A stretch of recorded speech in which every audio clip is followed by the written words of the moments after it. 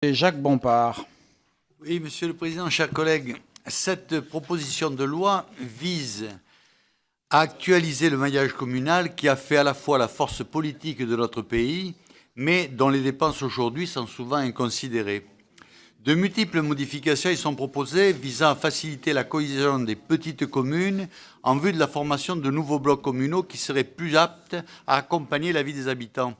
Moi, je dois d'abord vous dire mon inquiétude devant les suites possibles de cette proposition de loi, parce qu'elle repose sur une volonté d'harmonisation européenne et que ce qui fait un des fondements de notre pays, et qui est la commune, est en train d'être balayé, surtout si on voit toutes les modifications que l'on fait dans le millefeuille administratif.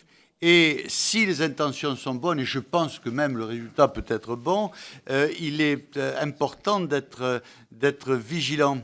Et c'est vrai qu'on a l'impression que la commune telle qu'on la connaît va disparaître.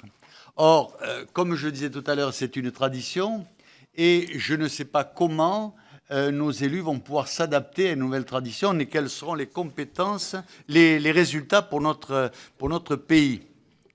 Alors, il est vrai que les précédents dispositifs n'avaient eu qu'une incidence fort limitée et que la réduction des dépenses déraisonnables demeure une priorité pour tout responsable politique digne de ce nom.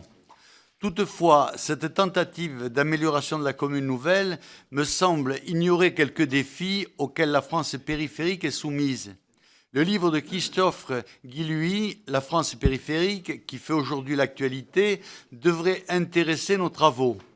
Le géographe y note que des espaces de fragilité économique sont devenus les premiers lieux de radicalité, radicalité de la souffrance économique, radicalité des méfaits de la mondialisation, radicalité de la confrontation avec le grand remplacement.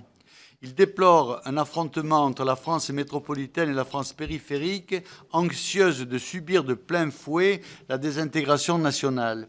Or, le dernier lieu de représentation de cette France-là, c'est souvent la commune, celle de moins de 2000 habitants. Dans l'exposé des motifs, les habitants peuvent, grâce à la démocratie locale, y porter leur inquiétude et leurs solutions. Encore faut-il que les élus s'adaptent à cette nouvelle structure. On voit souvent le passage de l'élu communal à l'élu intercommunal, des freins très forts sur l'expression des élus. C'est à ces habitants qu'il faut, à mon sens, penser en priorité. Et dans cette proposition de réforme, en tentant donc de défendre prioritairement le pays réel plutôt qu'une France institutionnelle qui prône d'abord l'inertie d'une structure plutôt que le bien commun local.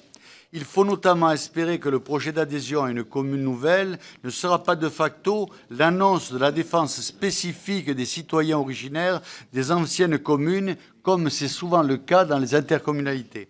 C'est le sens de mes 3 amendements touchant au nouveau régime de fiscalité, aux documents d'urbanisme et à l'adhésion à des entités à fiscalité propre qui sont en effet un enjeu crucial de la politique locale. Je vous remercie. Merci beaucoup, monsieur le maire.